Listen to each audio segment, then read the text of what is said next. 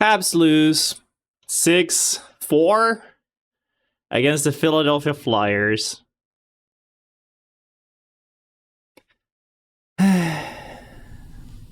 What a horrible game. What a bad game. This is third cat, by the way. I don't think he's ever been here before. This is the last one. Doesn't like being held too much. He accepted my my need for consolation after watching that game, because that hurt to watch. That was not great. We've had all the chances in the world to start building a gap to secure that second wildcard spot. We've had so many chances to build points against New York, both New York teams that are right behind us, and now we have the same amount of games, and they play tonight, and they play against I forget who, but we play against Carolina. It's a tough matchup. I don't think we've won in Carolina since like 2016. There was a poster rated about that recently, and like it's gonna be a few tough games. Like we have Carolina tonight, then we have Florida on Sunday, an evening game, an afternoon game, excuse me, where we don't play often and where we don't do great usually, and then against the Panthers again on Tuesday, this time in Montreal. So that's a little better, because like we've been playing better at home, but still it's a tough 3 games where expected, because you're playing against better teams, is that you get 0 points from there. And you were expected to get maybe a point at St. Louis, and absolutely you were expected to get 2 points at Philadelphia. They were a team that hadn't won in or had won one of their last 12 games, something like that. They have been playing horribly. They had not scored in the power play. They have been getting scored on a bunch. And we lose against them. Sure, they just fired their coach, so they were playing with that fire under their feet, you know. Yes, new systems and whatnot. I'm not sure. Some players wanted to prove themselves to the new coach, to the GM, blah blah blah. So like, yes, I understand that Philadelphia was could have played well, but like we knew that, and all the players, even Caulfield had a quote saying like, okay, given that they fired their coach, I know we know they're gonna come out hard in the first period, and we gotta be better because our first periods have not been good. So they know that, and they acknowledge that, and still we were asleep during that first period. It's just not good enough. Just not good enough. They have to dig in. Just quoting McDavid here, but like, dig in, dig the F in. That's not good enough. Philadelphia is a bad defensive team. They have been bad defensively. Their defense is not going to get solved from one day to the other because they changed their coach. And somehow, we don't even put pressure in the O-zone. Like, our forwards were asleep the first period. Dovish was a little shaky, sure, but like, he kept us in the game in the second and early in the third. And like, our forwards just not show up except Newhook. Newhook was the only guy out there that was just like that started playing from the get-go. He had a very beautiful goal. He's been flying, and they have this set play where he just like builds spit through the middle and just cuts the middle of the ice, cuts the D, and like he's hitting posts and whatnot, and has been really close to scoring that, and now he finally scores that, and now okay, you're tied. You have a tied game after giving up a horrible first goal. Last game was horrible. He got benched in the third, or late in the third, understandably so. He was not playing well. Like, that was just not good enough from what you want for a rookie that needs to prove themselves in the second line. Like, he's having second line minutes, and like that has not been enough. At least defensively. I know like you have Laine on that line as well. I always talk about how bad Laine defensively is, but if you have Roy there that's also not good defensively, it's just how do you expect to not get scored on? We made their fourth line look like the McDavid line. Like, they were dominating us in our D zone. Their fourth line, this freaking enforcer guy that scored the second goal or the third goal, I forget. I think it was the second goal. Like it was this first goal of the season. First goal of the season. Their fourth line. And we made them look like they were the best line out there. Evans completely is there just puck watching. And like it misses this huge guy coming down the ice. He gets a shot on goal and Domish does not even have a chance. Horrible first period. Again. And it's just like it's been 5 games in a row where we've had a horrible first period. What the hell? 4 losses in a row now? Yes, 2 of them were in OT, and you can like silver lining this, silver lining that. We're still in the playoff spot, blah, blah, blah, blah, blah. Not good enough. Like, I want the players to get playoff experience. I want the players to be playing these challenging games, these games that matters. But I also kind of don't want them to make the playoffs if they're just going to get humbled by the Capitals in the first round. Like, do we want to get embarrassed like that if we're going to play every first period like this? We're just going to get shut down 4 games and, like, it's going to be the end of it. What experience are you going to get from that other than like, kicking your ass? Like,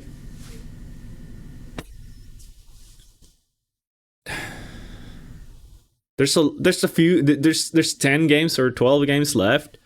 So they need to correct ship. And like in true Habs fashion, we honestly play better against better teams.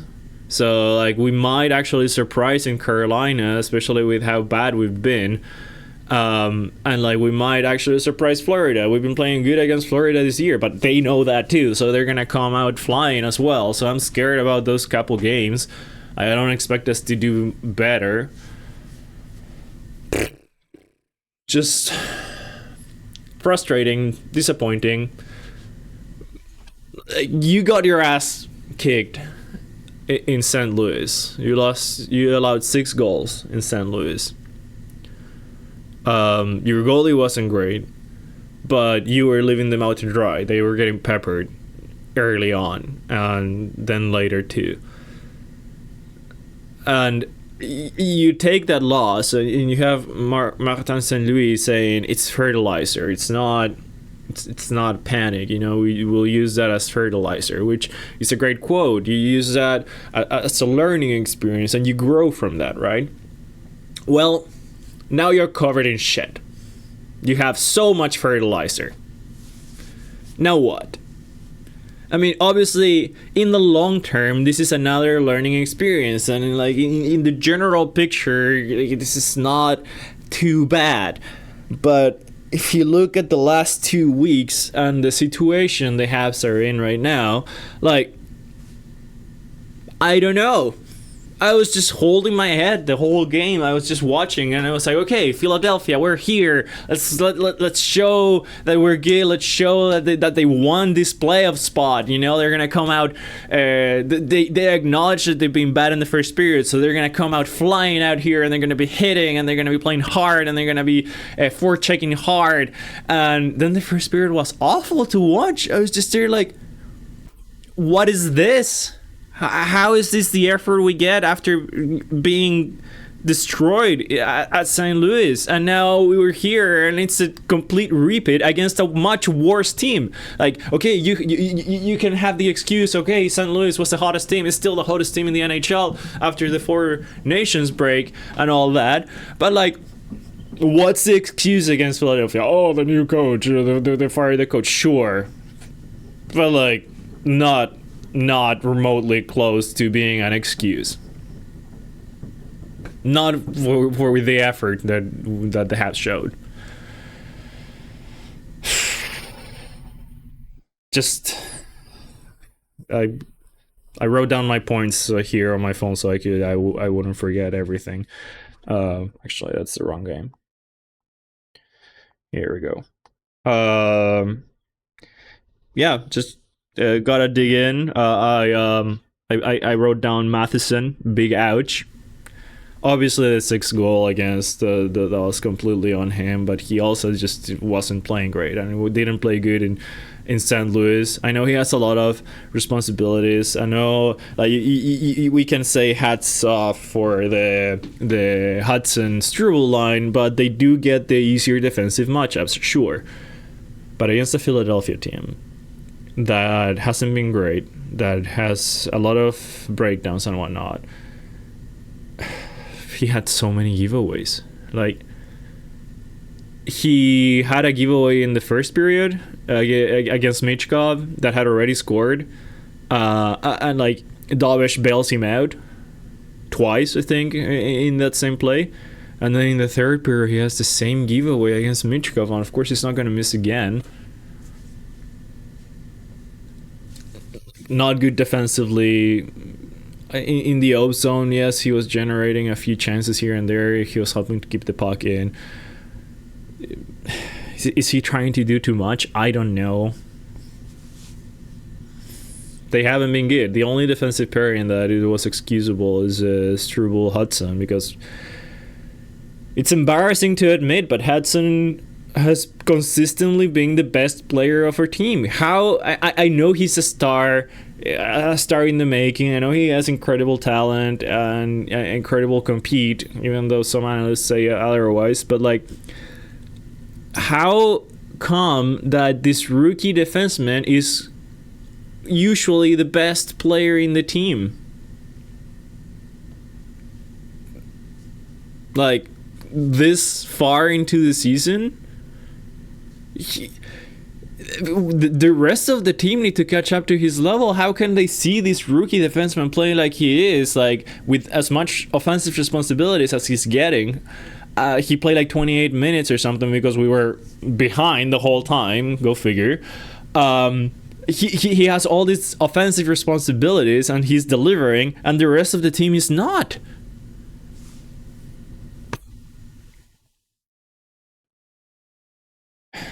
What else do I have here? Oh yeah, thank you, Matvey Michkov, for not wanting a Hattie. By the way, we appreciate it. You know, like all the fans that wanted Michkov for instead of Reinbacher, that are constantly chirping at Reinbacher and like constantly lamenting we didn't pick Michkov.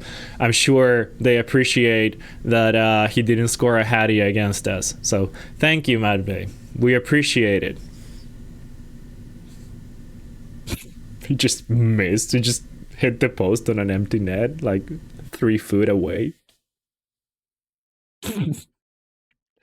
And they still score 6 goals against us.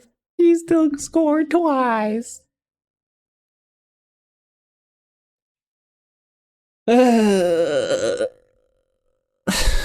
This team sometimes just... I'm gonna be honest. I didn't watch the game live. I had a social gathering, so I recorded it and I watched it late. I started watching it at like 1 a.m. So I finished watching at like 3 a.m. So my mood was not the best to begin with, and it was very fast that my mood went down once we got scored on, like 3 minutes in, with like Mitch Gov just being alone in front of the goal. Then the New Hook goal was, you know, like an upswing in the mood, but then after that it was just downhill all the way. So yeah, it didn't take much, since I was so tired. It didn't take much for me to start lamenting the game, but okay. Our fourth line has just been invisible after the Four Nations break. And even before then, a little bit, since Heinemann got injured, honestly, they've been invisible. Since Evans signed his contract, he's been too relaxed, like, he's not playing for anything anymore. Like, he already got the bag. And you can tell a little bit that he was stressed out about the contract situation, and like, I don't know, maybe that made it play better, but he seems too relaxed now. So that sucks. I haven't liked Evans' effort lately, and yes, he's still good defensively. He's still, or in general, because that goal Nope. He's still good on the dot. He's still an important piece in the PK, and we're relying on him for that. But offensively, that fourth line used to be good, used to be able to forecheck hard, to keep the puck in their zone and recycle the puck and generate chances, or keep the puck in the offensive zone, change and have the first line come out, and the first line would start with possession in the offensive zone, and that would create this attack on waves that Marty mentions constantly. So like, we were able to start from there. Now that our fourth line has been invisible, and you can argue it's because Evans got the bag, or Mia is injured, or Heineman hasn't been the same since coming back from injury, whatever the reason is, they have not been the same, and it has been affecting the whole team, because like, they're just not good enough anymore. I mentioned Savard just been so slow. You can see sometimes they shoot the puck in and Savard is the first one to the puck, and he's just coasting, and you see him coasting, and then Jacka looks at him and he like has to hustle to try and get to the puck first, but like he's one step behind because he thought Savard was gonna go get it, but Savard just there like woo, not even skating, he's just like coasting. So it's tough to watch on 5v5. Obviously, Savard is a very important piece in our PK. He reads the plays well. He puts his body in a good position. He blocks a lot of shots. He's really good at laying down to stop the passes through the crease and whatnot. He's good in the PK, but on 5v5, he's been horrible. He's been really bad the last month, honestly. And it's showing more and more with every passing game. He's tired. He's old. I understand. And since I was just talking about Matheson, I am a little upset about Marty Saint-Louis just not making him accountable. Like whenever Jack-Eye or Struble, whenever they screw up, you see accountability. You see Marty benching them for a shift, or sometimes even longer than a shift, or playing them more carefully or whatever. Matheson gives the puck to Michkov, who scores, and like completely takes us out of the game. So we're probably not coming back from that. And he's out there the next shift. Why? Why do you think you need Matheson out there instead of just like sending a message to the whole team and being, accountable, being like treating all the players the same? And why wouldn't you just sit Matheson for one shift? How hard is it to sit one veteran defenseman that screw up for just one shift? Do you really think it's gonna cost us the game when we're 5 or 4 goals behind already? Sit the guy down when he screws up. Send him a message, send the team a message that you treat all your players the same. Like, I understand that you sit Jack-Eye when he screws up. Understandable, and Jack-Eye understands it. Same with Struble, and I'm sure they understand. Why do you treat Matheson differently? Why? I don't understand it. Especially like, okay, like if the game was, like if Matheson had done that giveaway, but we were 1 goal behind, and there's a few minutes left, so you need him out there. Sure, understandable. The game is still on the line. Put him out there. You're 4 goals behind. And there's still a lot of time left. There were still like 6 or 7 minutes left at that point. No, even more, because he scored right after the Dvorak goal. So like, there's still a lot of time left. The game is already out of hand, and you put him in the next shift. Why? Okay, changing subject. We score. Caulfield scores. Context. Third period, we're down by 2. It's 3-1 at that point, I think it was. 17 minutes left. Caulfield scores. Beautiful goal, by the way. Tight angle shot. And he gets a nice goal, second assist for Hudson. So you love to see it, Great. You know that they say a 2-goal lead is the worst lead in hockey? You know why, or you know why I think at least that is? When the other team scores 1, because they're taking more risks to try to score 1, they get the momentum, and they carry that momentum, and they usually score a second. So yeah, it's the worst lead, because then they have the momentum of 2 goals, and they have higher chances of scoring a third, right? And then you're at the back foot, yada yada. Okay, we score 1. Now we're 1 goal behind. You know what happens next? Instead of carrying that momentum and trying to score the next one, we start taking penalties. And we take a penalty, and we take another penalty, and it's a 5-on-3. We kill the 5-on-3, and then it's another penalty, and like we just give them the puck, and that whole momentum from the beautiful Caulfield goal is gone down the bin. Like completely gone. Yay! And now we have to build that momentum again. And oh wait, they score. And okay, but it's 4-2 now. But hey, you know, they look at the replay, and one of the Flyers touches Dovish as he's trying to make the save. Okay, Marty takes a timeout, which, by the way, I love that he takes a timeout to have more time to review that before making a call when it's a difficult decision.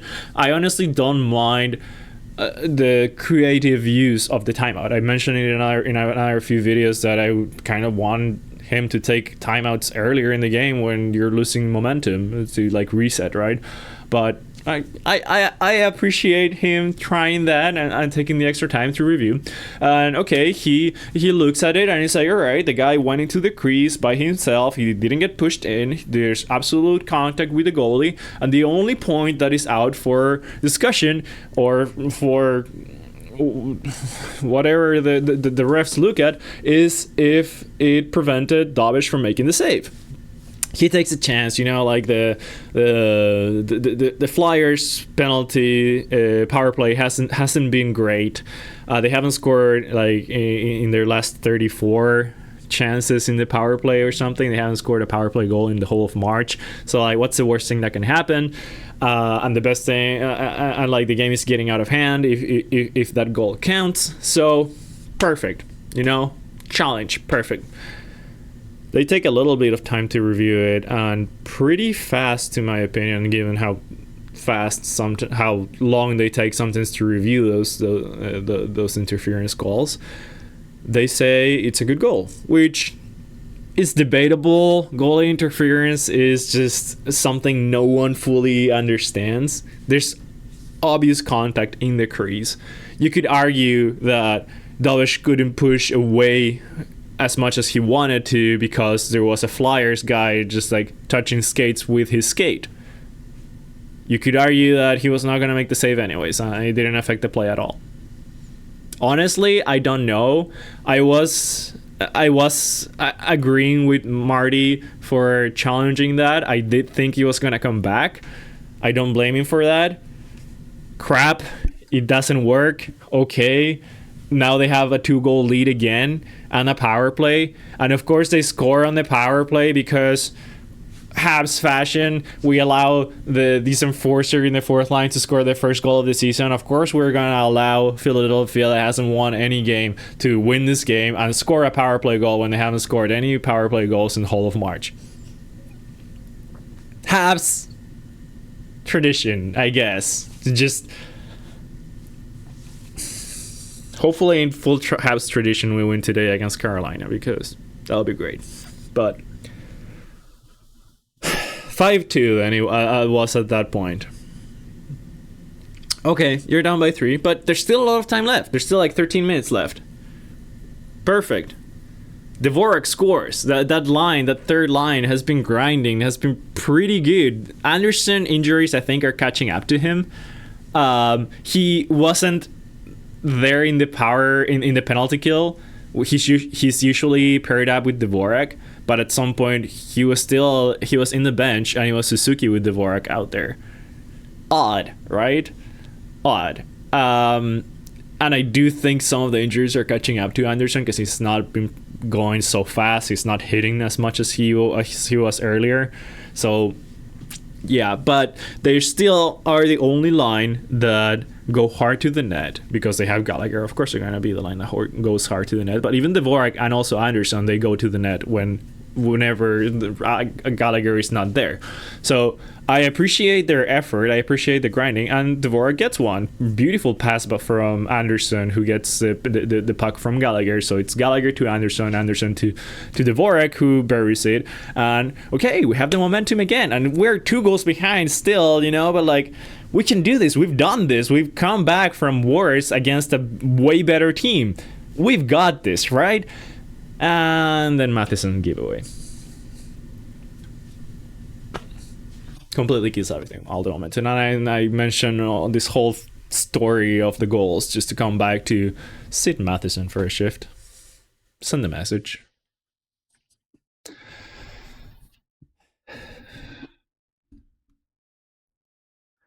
Speaking of going to the net, the first line was okay. Suzuki had an off game, honestly, but he gets a point or 2. Caulfield gets a goal. Slavkovsky gets a point. So, like, overall in the sheet, they were fine. But Slavkovsky had a bunch of hits, which obviously always appreciated.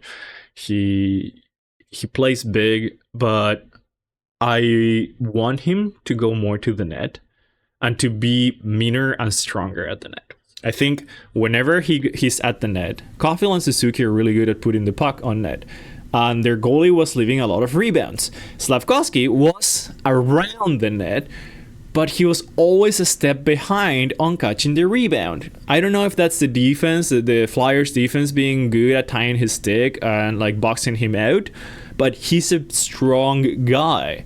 He's a strong guy that can provide a screen, that can be there for the rebounds, but he always seems to be one step behind on the rebounds. Compare his play, his effort in front of the net to Gallagher's. I know Gallagher is always like touted as one of the best at that, but since you have one of the best at that, at front net presence, why don't you learn from that? Why don't you like get down and grind and like be strong on your stick and so you can catch the puck on the rebound? You know when your teammates are shooting it, just be ready for it. He always seems to not be ready for when the puck drops. Like, it's been so many times that I've seen a rebound drop in front of Slavkovsky, and like he has an open cage. If he had the stick down, obviously he's battling with a defenseman they're trying to prevent that. And like he releases his stick, but his timing is too slow. Usually it's after the goalie has already tracked the puck and like they get it, or the defenseman gets it first. I know he's young and but if he improves on that, if he's stronger and meaner in front of the net, I think he's gonna become a really good player, and like that line is gonna become even better. So many rebounds, so many times Slavkovsky could not get it. I want him to improve there. I'm not saying that would have fixed the game. I'm not saying that would fix the season or the team in general, but like I see that as a potential for improvement on Slavkovsky's game. Davish was shaky at first. I think I mentioned that, but honestly, he was great. He was great in the second and in the early parts of the third. I think he settled down, and I was scared after the first that Davish was not gonna be good enough for the game, but he proved me wrong, and I think he proved many people wrong, and he honestly deserves some respect for playing as well as he did.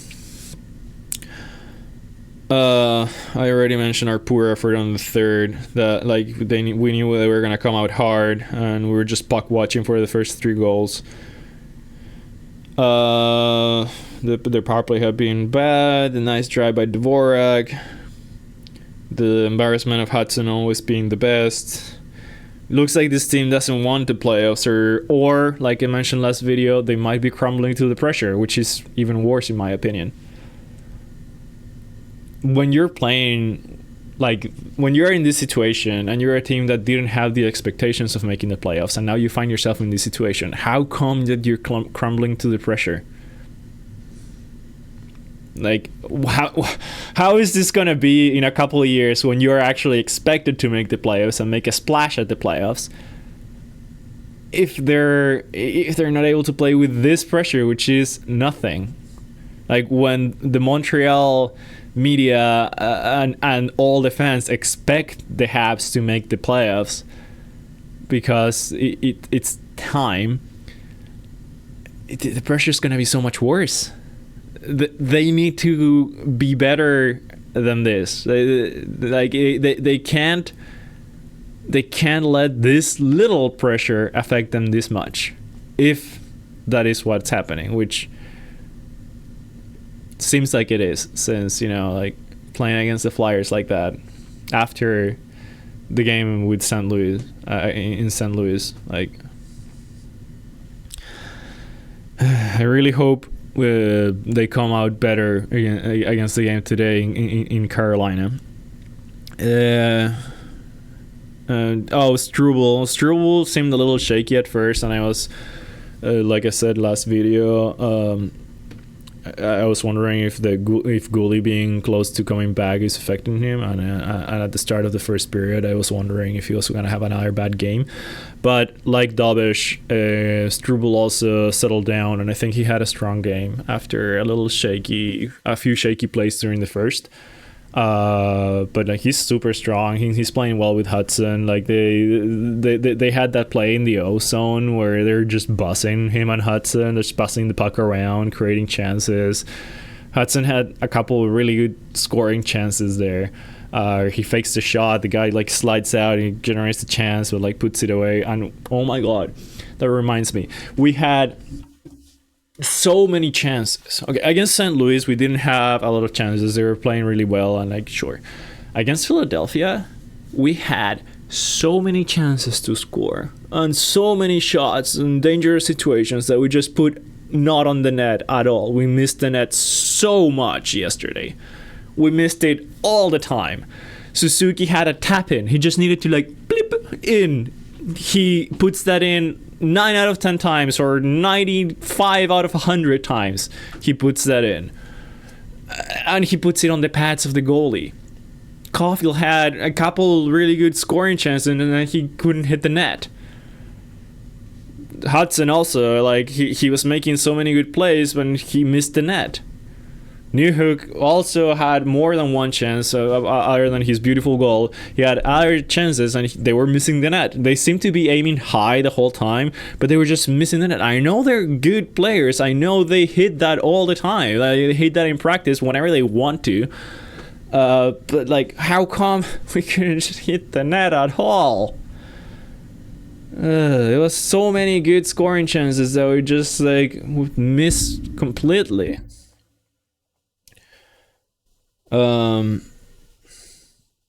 Yeah, what else do I have? No, that's about it. So, frustrating game.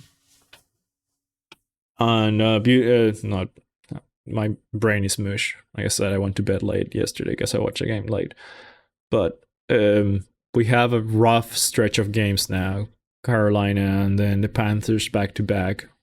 One on Sunday at afternoon, and then again on Tuesday at Montreal. We're still in the playoff spot because the other teams around us are all losing also. Like, nobody wants this playoff spot apparently. So it's just being handed to us for now. But we are not helping ourselves. And this picture might be a lot different after Tuesday. Like, if you look at the standing on Wednesday, 5 days from now, we might be looking at a very different situation. It's all up to the Habs.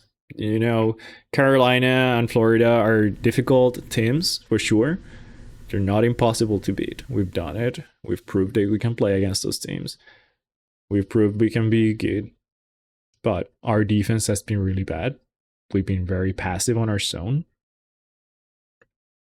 We're giving the teams other chances. We cannot allow to do that against Carolina and Florida. We're digging ourselves in a hole that we cannot pull ourselves from. And especially in the first period, we're digging ourselves deep. I want to see better hockey, especially in the first. So I don't know how it's going to be tonight. They might be tired after yesterday and traveling. Of course, they have that excuse this time, but they need to give everything they have left in the tank. They have 10 games left, or 10 or 11 games left. They need to give everything if they want to make the playoffs at least. So, well, I'm going to leave it there. Don't forget to leave all your feedback, and I'll see you after tonight's game in Carolina. Go Habs go.